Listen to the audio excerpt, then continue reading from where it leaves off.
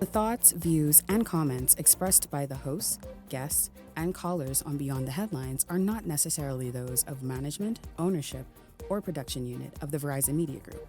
Beyond the Headlines is a production of ILTV Studios and cannot be reproduced or represented in part or entirety without express written permission of the Verizon Media Group. Beyond the Headlines is the intellectual property of the Verizon Media Group. Copyright 2021.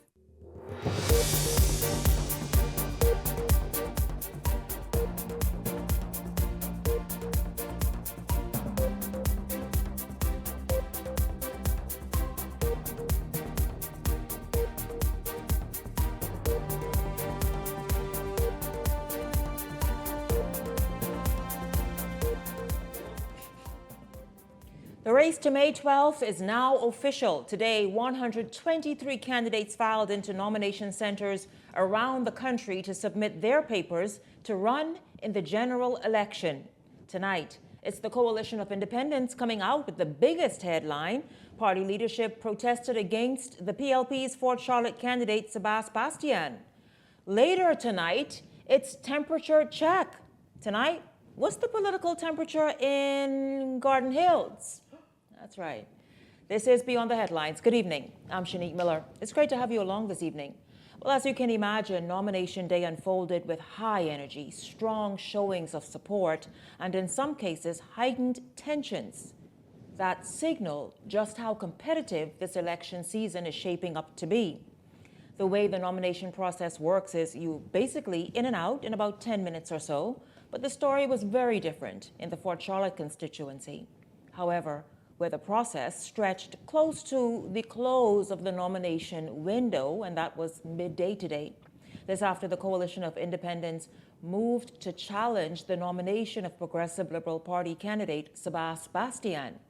The COI's challenge triggering delays, raising questions about whether Bastian, by his presence at the nomination center, was in violation of a condition in the Constitution that governs candidates. And so, let's slow this down a little bit and talk about what was said by Coalition of Independents leader Lincoln Bain today. Take a listen, and then we'll come back and talk about it. This is section Article 48J of the Constitution of who is disqualified from running. It lists persons like senators, judges, other persons for obvious reasons. But it also says that if the person is interested in any government contract and has not disclosed the nature of such contract and of his interest therein by publishing a notice in the Gazette within 1 month before the day of election, that they are disqualified from running. That's the law. I can understand you going against a referendum, even though that is also the law.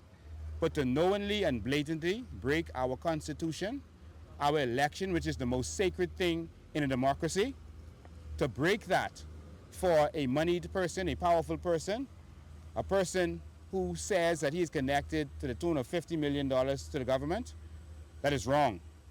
And so we filed a complaint. I also filed an objection as it relates to Denari Rule, who is a worker at the ministry, at Water and Sewage Company. And so I lodged that objection, and they said that they got instructions to still nominate the person and let them deal with it. That is so against the law. All right? And I objected, and I told them that they cannot do that. I quoted the law to them. And so if the Nari role does not show them that he resigned, not leave is not enough. You still work there if you're on leave. If he has not resigned, that's a problem. If his argument is that he's just on contract and he's a contract worker, then again, you should have disclosed that contract a month before the election. Is it too much to ask the law to be followed? Or is it only the law for the poor? It's only the law for the common man. But you know law when you're powerful. Are we asking too much is the question. Are we too combative? Because we want the law to be followed. Well, y'all could break the referendum, but y'all ain't breaking this. The international community will receive letters from us immediately. Immediately, on all those grounds. And if Sebastian appears on that ballot, our law does not stand. And we will see y'all in election court. It's simple as that. Now, this evening, I was expecting, had a commitment rather, from, okay, guys, Harrison Thompson is trying to get in, he says. He's trying to get in. I need him in because he needs to respond to as many of these things as possible. Let me send you all his number so you can get him in and try and get him on this Zoom so we can get this going. So just give me a moment, everyone. Let me just do this. We're live, and so this is what we're doing, because you see, it's important that I get you all the answers, that the points that Mr. Bain brought up, that they are addressed, and that we all understand them. And so Bain's objection is that Bastian has government leases that are not declared or gazetted, and both must be done within 30 days of a general election. And so before we get into it, let's put on the table and really kind of take our time with this. I really want to kind of be very responsible with this tonight, as far as I understand it, and of course have the parliamentary commissioner behind me to further clarify. And so all candidates, get this you all candidates have contracts with the government. Did you all know that? Here's what I mean by that. Here is a candidate's application that was submitted today. A returning, and I didn't get this from the parliamentary registrar and all this stuff. A returning officer is declaring or disclosing that he or she has no interest in any government contract other than the Bahamas Water and Sewerage Corporation, the Bahamas Power and Light, and the National Insurance Board, right? So those are saying that they are what they have to automatically declare, because they are monthly commitments, contracts with a government. In this instance, the Water and Sewerage Corporation, the Bahamas Power and Light, or the National Insurance Board. For an individual seeking to run in an election, those are considered in law, in the Constitution. Can you all roll a teleprompter, please? In law and in the Constitution, those are considered contracts with the government, the monthly commitment. Now, if he or she has additional contracts or leases with the government, they have to disclose, again, within a 1 month or 1 month, 30 days of a general election. Let me read this clause here in the Constitution. I think this was referred to as well by Mr. Bain. So it says, if the person is interested in any government contract and has not disclosed the nature of such contract and of his interest therein by publishing a notice in the Gazette within 1 month before the day of election, then that person should not, as he said, be allowed to nominate or be nominated to contest the general election.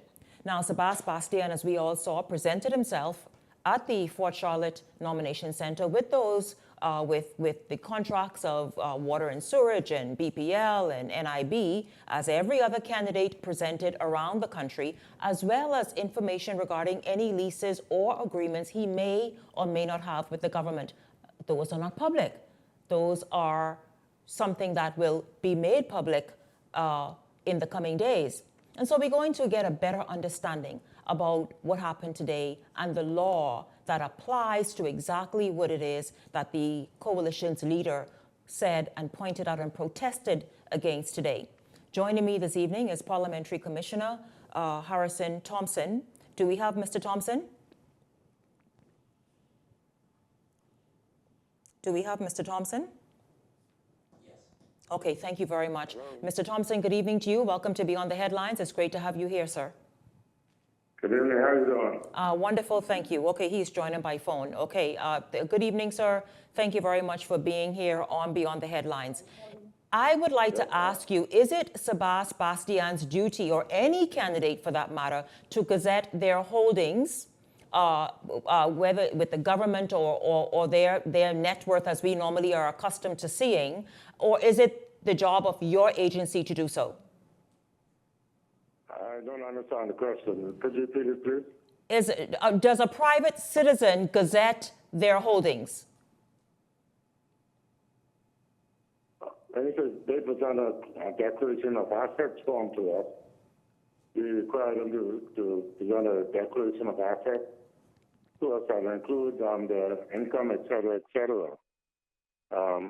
Whatever they present to us has to be signed by a justice of the peace or notary public, verifying that it's correct, and we use that as the basis for the nomination process.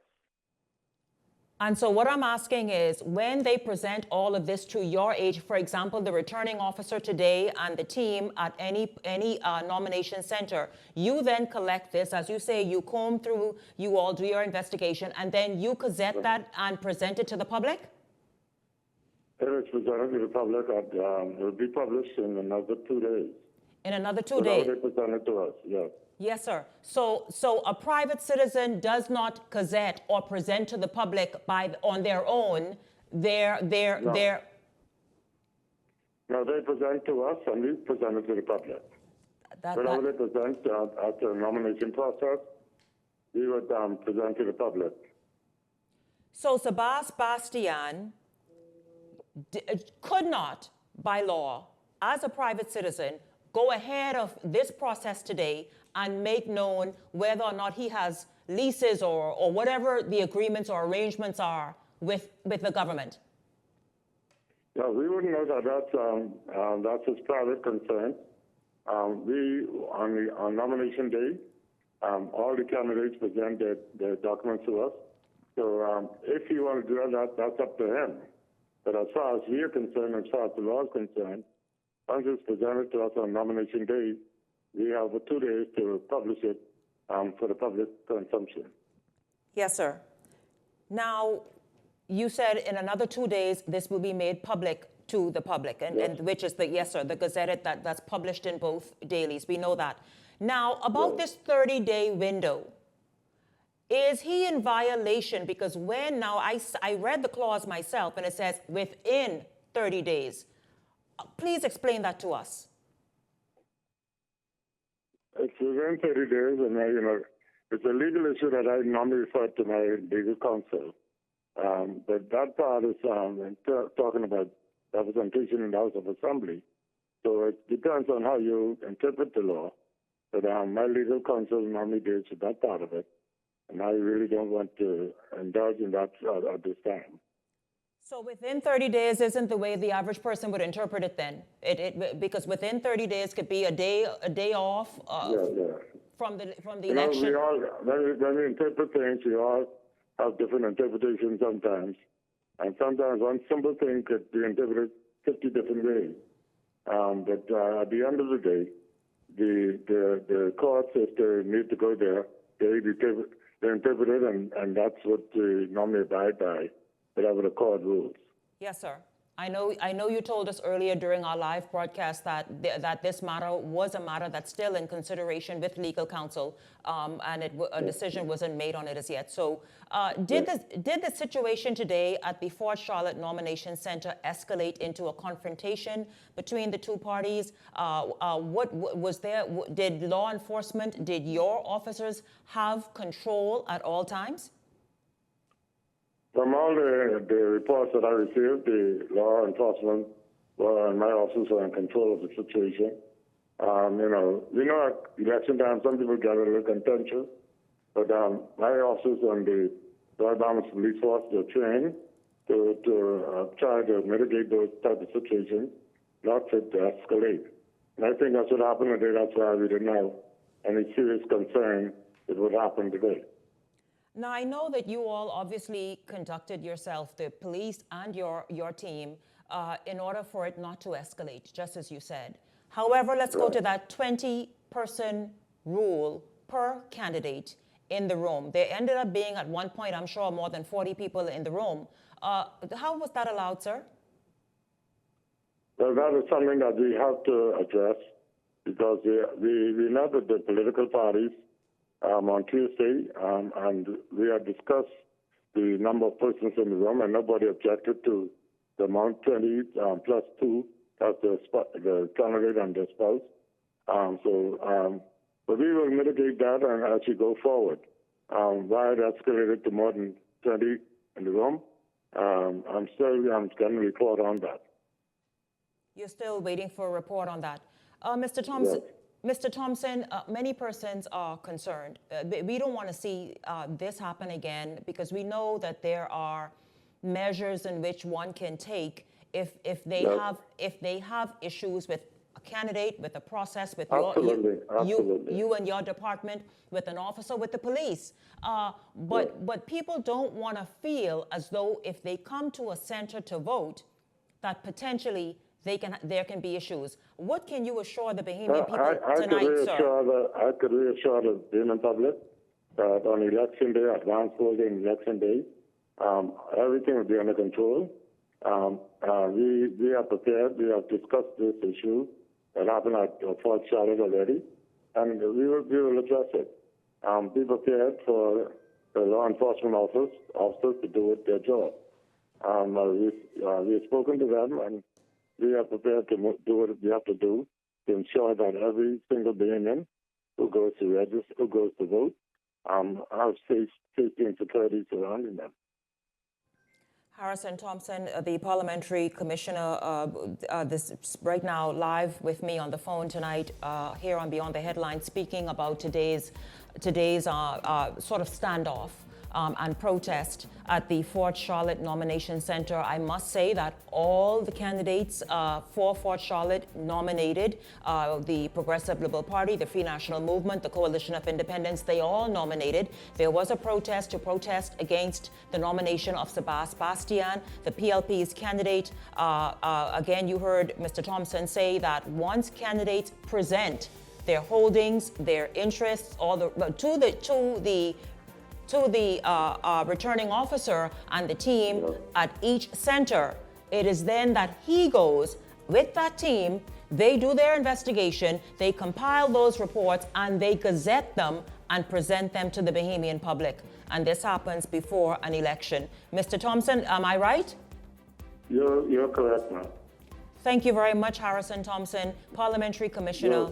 You're welcome. Yes, sir. Thank you very much, sir. Thank you again. Yes, sir. Thank you. Okay. Thank you for joining me on Beyond the Headlines this evening. When we come back, we're going to look at some more, really, of what took place today at nomination centers around the country, and also give the Hot Topics panel an opportunity to respond to the Fort Charlotte protest. Beyond the Headlines is back right after this.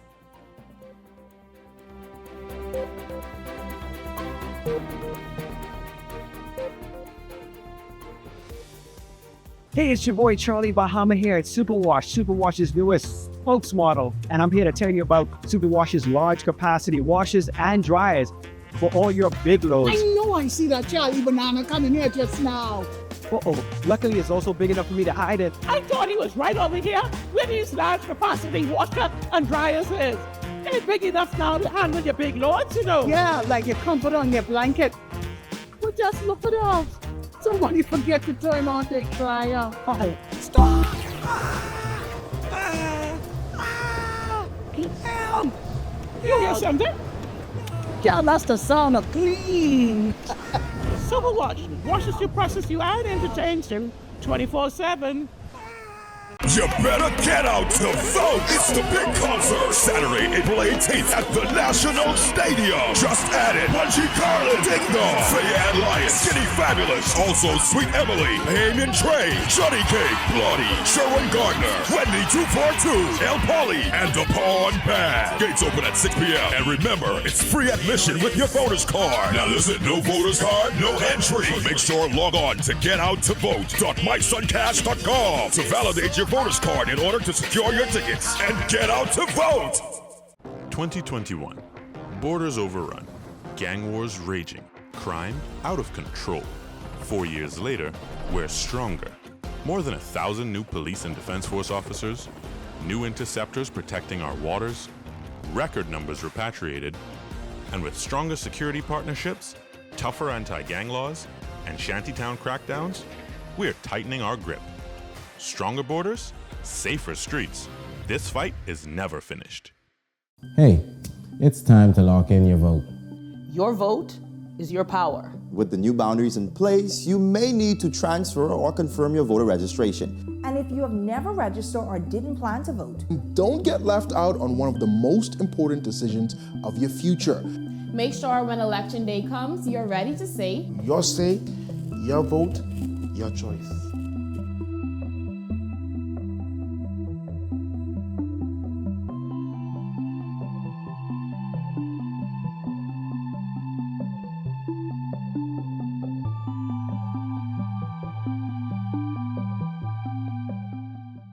Play for fun, not for funds.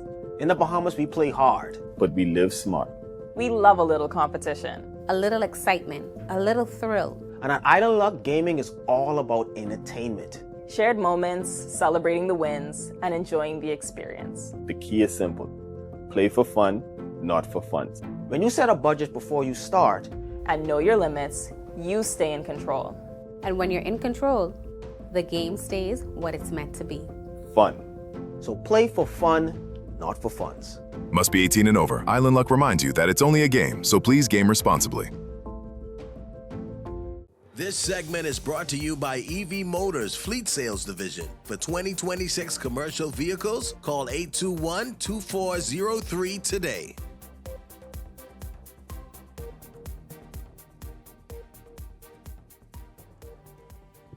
Welcome back to Beyond the Headlines. It's great to have you all tuned in this evening. Of course, a very full and eventful day.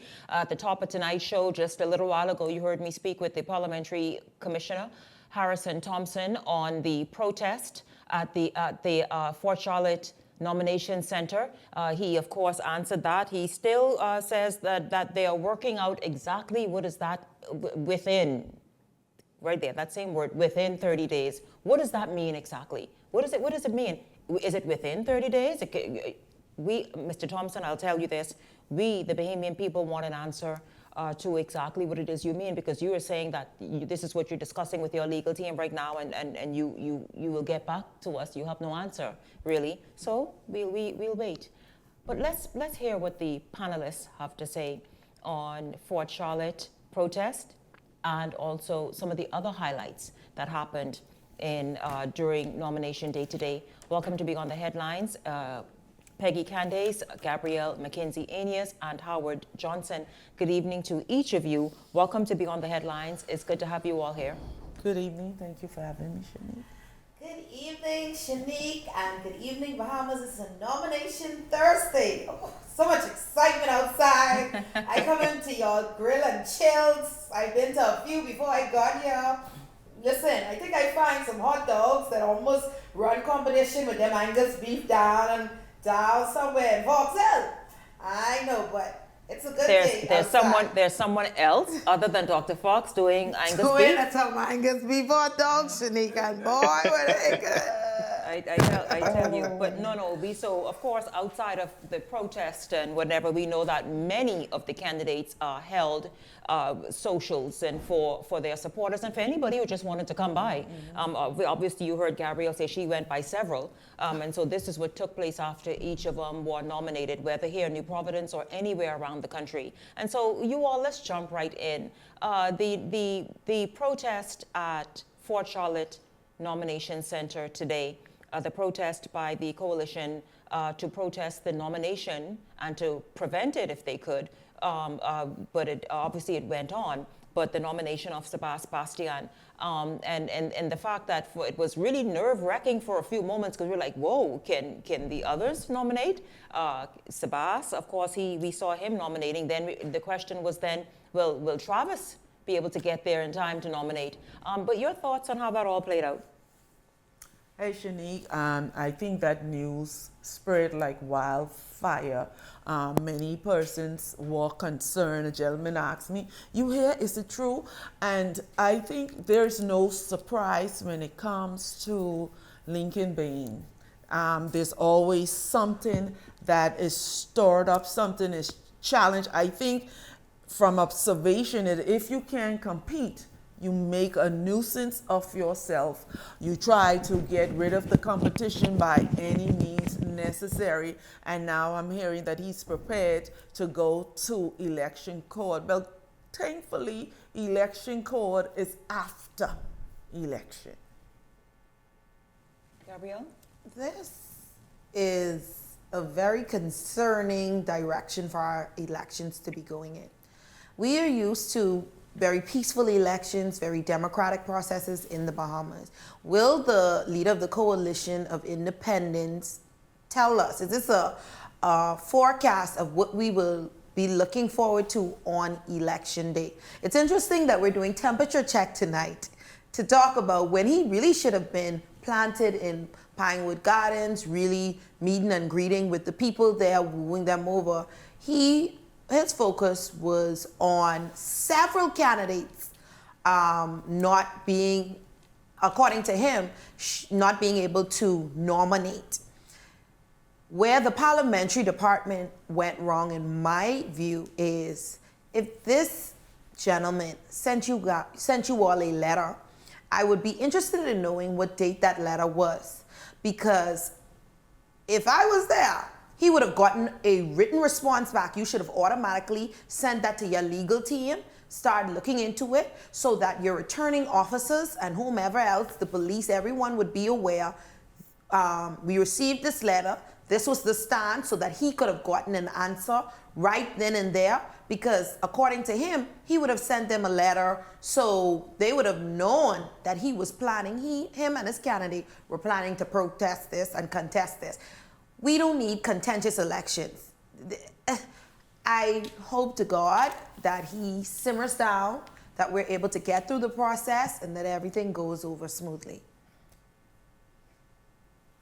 Yeah, good evening, Shanique. Good evening, colleagues, and good evening, Bahamas. I know every time the stakes are very high, we see this kind of behavior, unfortunately, from Lincoln and members of his political organization. They have the right to be here. They have the right to be a third party and contest the elections, but the belligerence, the creation of confusion, the perceived chaos, it's not something that's good for us, and it's not something that's good for the history of our elections being peaceful and orderly, as my colleagues have said.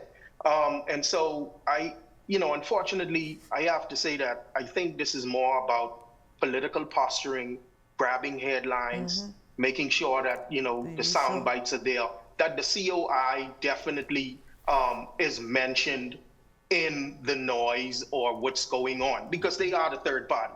They are the third party in the Bahamas, and the PLP and the FNM are the two major parties. But what I would say, even before we get to parliamentary and them responding and being prepared, there was a great point that Gabby made, but I'll take it even prior to that. Mr. Rami Latre said that the legal team of the PLP is headed by Valentine Grimes. And so there's a few others in that general counsel corps. Listen, they should expect this. Sabaz Bastian has the biggest target on his back of any candidate in this election. So the guns are out blazing for him. This should not be an issue, because they should have been prepared for any and every eventuality. So Mr. Bastian could have just nominated and celebrated with his followers and supporters instead of having to deal with this messy stuff.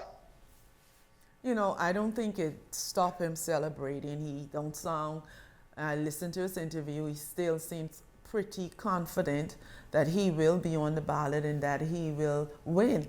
One of the things that is interesting to me is that while Mr. Bain was scrutinizing every other candidate, he failed to scrutinize two of his candidates who did not nominate today for various reasons. One, the candidate for Cat Island and Rum Key, according to Mr. Gilbert Camp, administrator for Cat Island, the candidate, COI candidate, came with the persons to recommend, sign off on the nomination, and he said the majority, and there are 5. So the majority of 5 were not on the register for that constituency. Then what you mean they was on the register? Well, where they come from, that's what Lincoln needs to tell us. You're trying to tell me and the rest of the Bahamas and those of us watching that you allowed a candidate from your political organization to get as far as nomination day and not have the persons nominating them be on the register? No.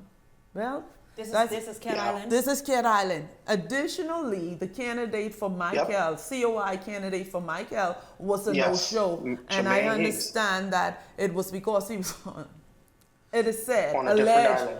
Yeah. that he was on a different island. So, can't nominate because you don't have 5 persons who are actually registered on the island.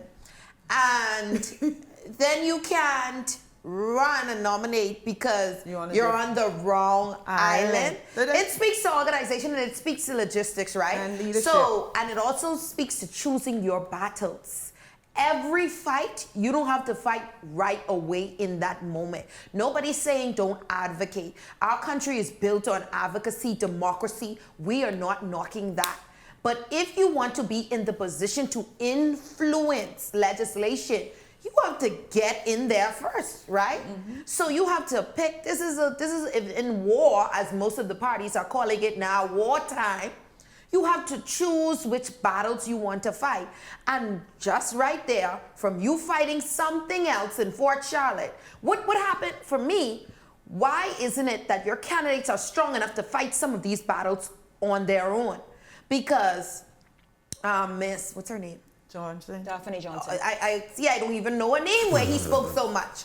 Miss Johnson was there. She should have been able to articulate these points. You already knew this because you sent a letter. She should have been able to stand up like a roaring lion that she wants to be for Fort Charlotte. How can we trust that you're going to fight for the people of Fort Charlotte when in this moment your leader, not say he is the leader and there will be a time for him to speak, but he needed to make sure that all 40 candidates other than himself got across the finish line on nomination day, and he failed at that.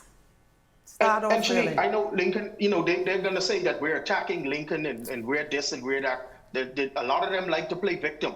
Here's the thing, Shanique. If you could send in a letter to parliamentary in advance, instead of standing up there and shouting at those people for theatrical purposes today, you should have gone in with your letter.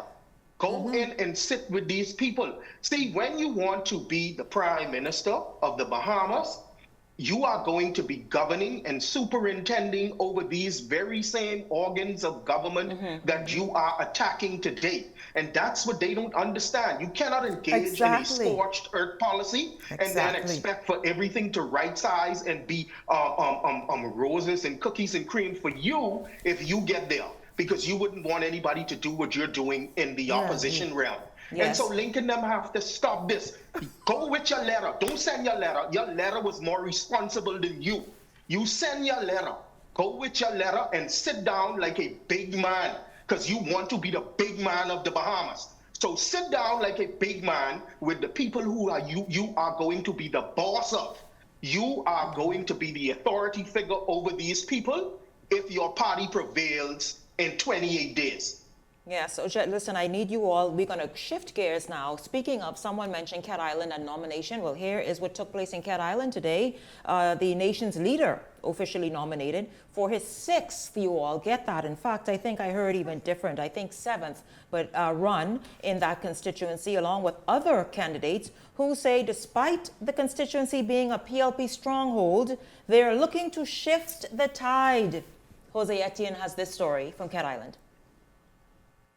Davis, seeking re-election for an 8th non-consecutive term, arrived at the administrative office in New Bight around 10:30 this morning and accompanied by his family. This has not been a competitive seat in recent elections, with Davis maintaining a firm grip on Cat Island over multiple terms.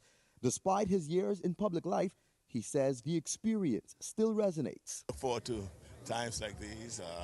It inspires me to be able to go out to the Bahamian people to express my love for them and to invite them to continue to ride the wave with me. He's also pointing to continuing development in Cat Island as a key priority if given another term. The airport is building. The 2 airports, one will be open shortly.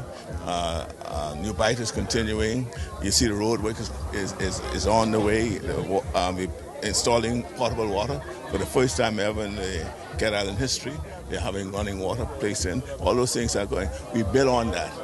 And the next step would be to, with the infrastructure completed, to attract the necessary investments. But away from the PLP's display, a much different scene unfolded for the other candidates.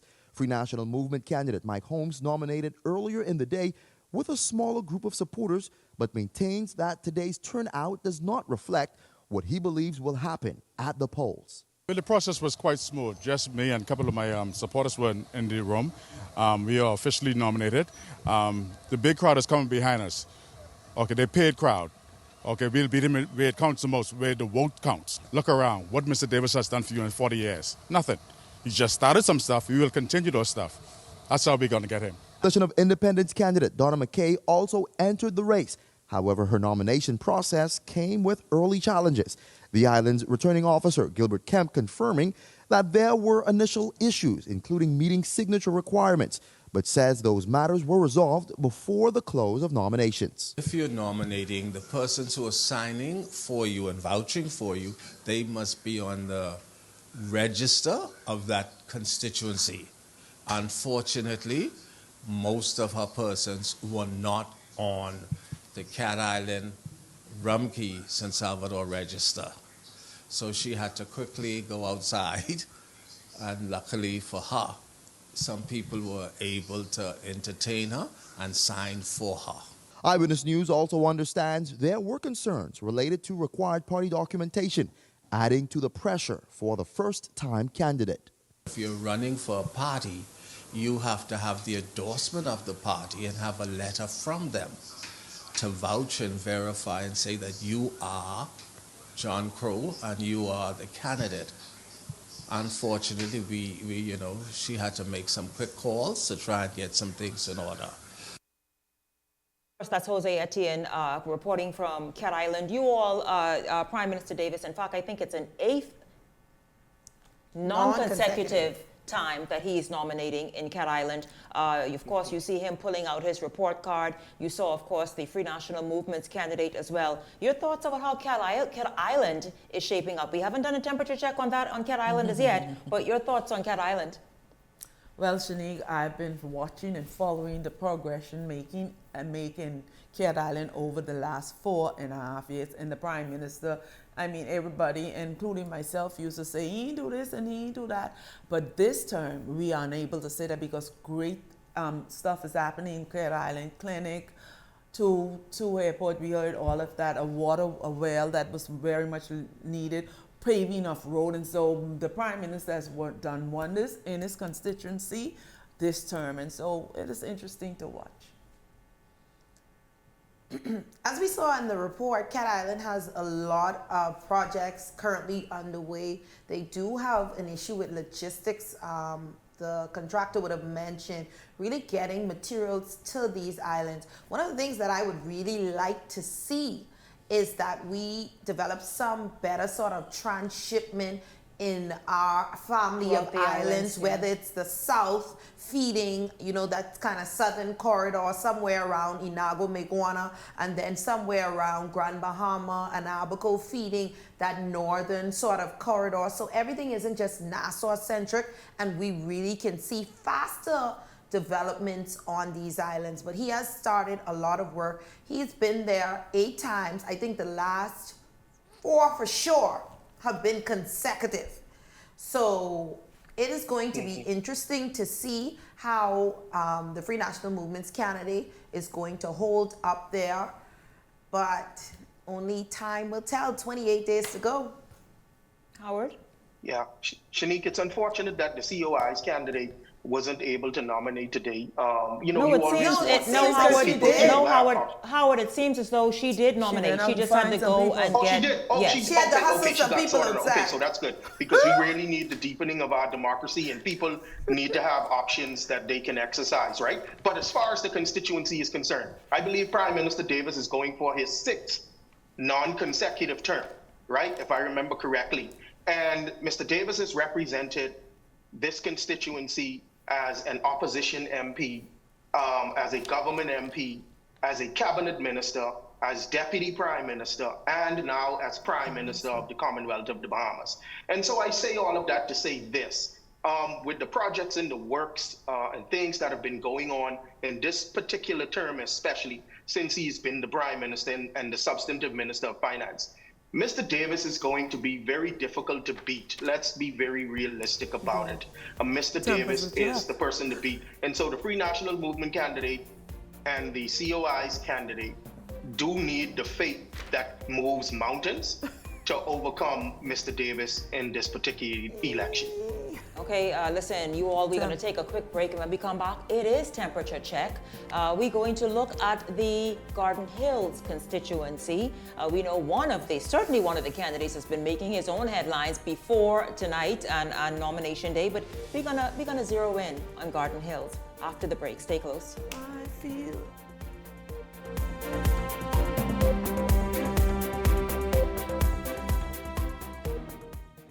New roads and airports are connecting our islands. Energy reform is bringing electricity prices down, while young Bahamians are stepping up, gaining new skills for new opportunities. Respect for workers, support for entrepreneurs. We're modernizing energy and infrastructure across our islands and preparing Bahamians to succeed in a new economy. Transformations this big take time. Let's choose progress. The race to 2026 is heating up, and the nation's voice is louder than ever. Here on Beyond the Headlines, we're checking the mood, the momentum, and the message of the people. I'm Shanique Miller. Each week, we're taking the temperature of the electorate to see what's really driving the nation. Who's connecting? Who's cooling off? What issues are heating up ahead of 2026? This is Temperature Check 2026, where journalism meets the nation's heartbeat.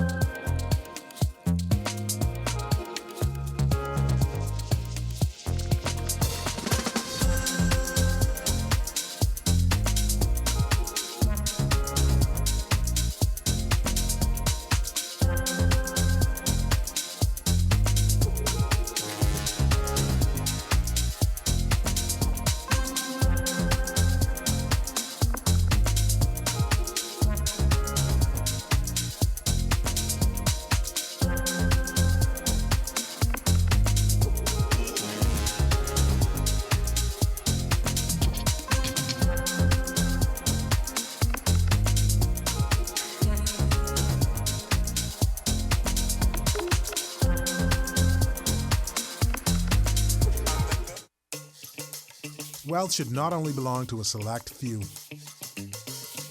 At InvestStar, we believe the door should be open to everyone. We provide options for planning a better future.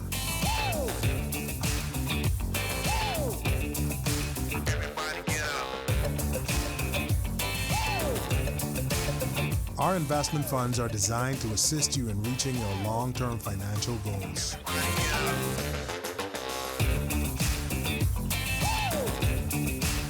Let us show you how.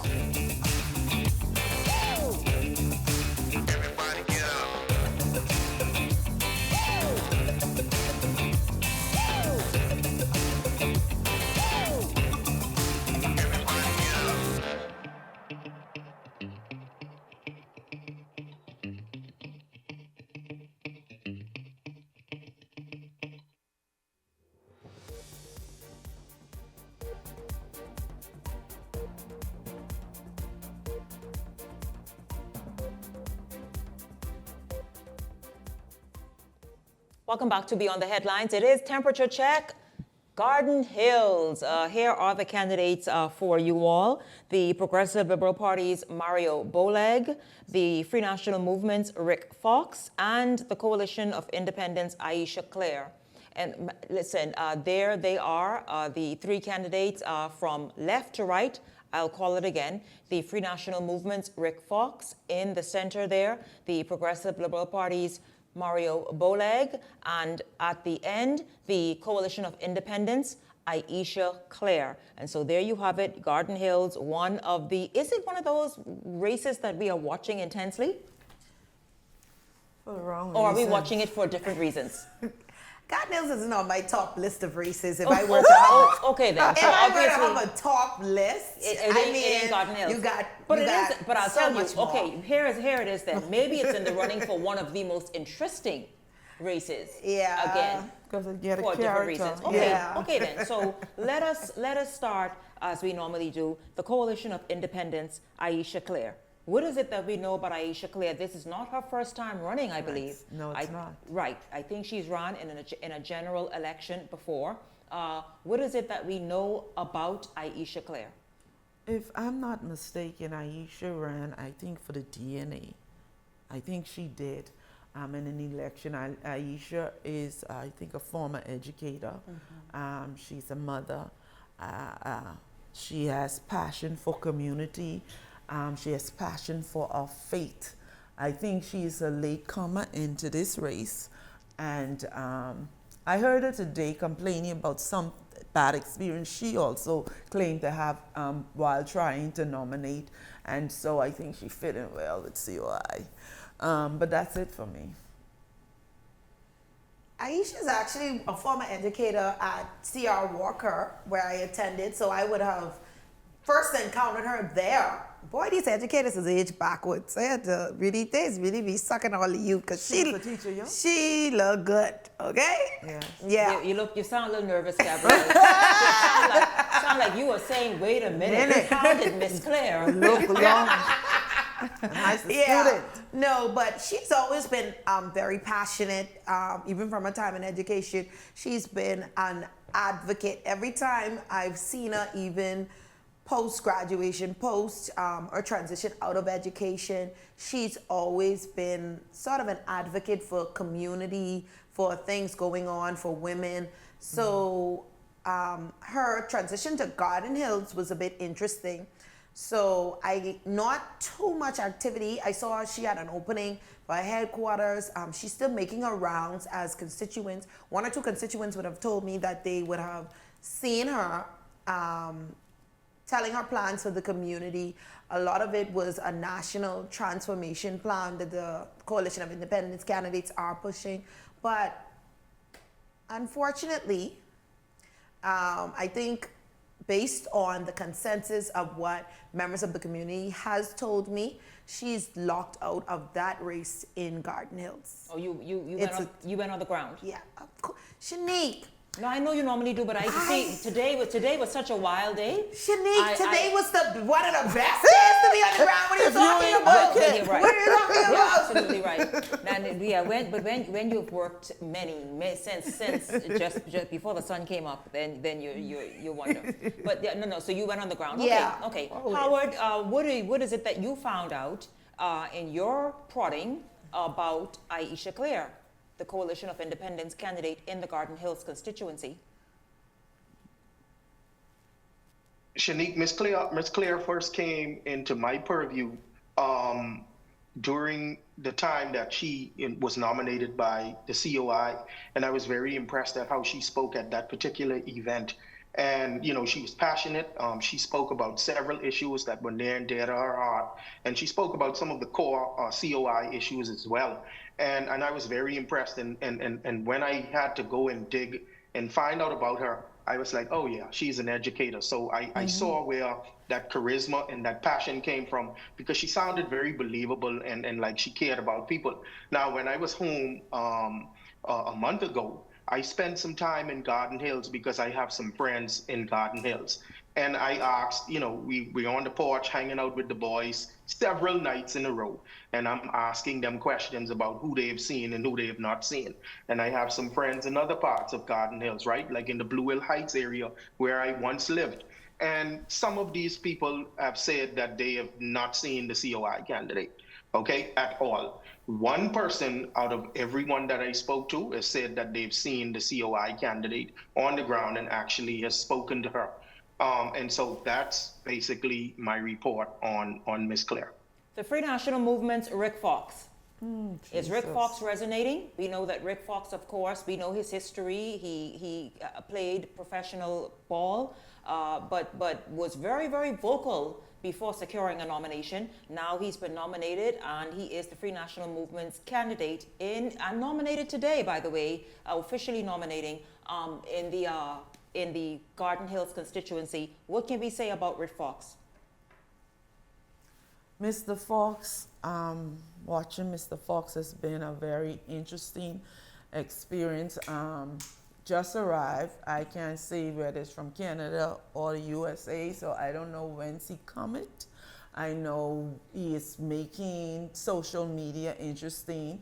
The other night he said, how do you deal with a bully? You punch him in the mouth. So if I tell you I'm gonna Rick Fox you, understand where I'm coming from.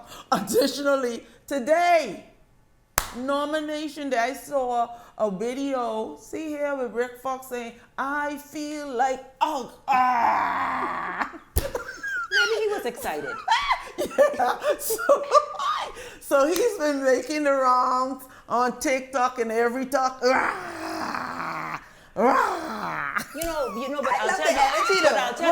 what I like to see before you judge. Yeah, you could say as many questions, but no, you see what I saw there though? Those were PLP and F&M having fun and going at each other. They were going at each other. I don't know if they're having fun. It was a competitive. We're not enemies. Yes. We're all Bahamians. And every time I come in contact with persons as I move through these different political events, because I go to them all. Nobody could tell me I can't show up because guess what? I'm a Bahamian first. Second, I'm a voter. And in order for you to be able to make a decision, see, I feel like my generation, and especially the generation after me, because I fall right in the middle. I have sisters who are Gen X's, as old as Gen X's. I'm a millennial, and then I have Gen Z, the Gen Z, which I call little pension babies, as siblings.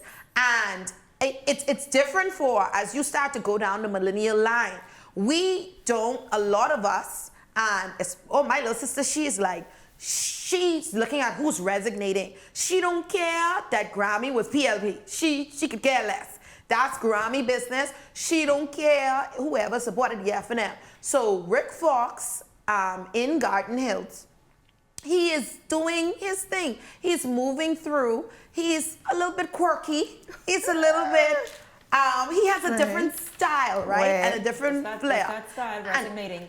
And guess what, Shanique? Surprisingly, it's resonating with a lot of younger voters. Howard, is it resonating, Rick Fox, very, very quickly?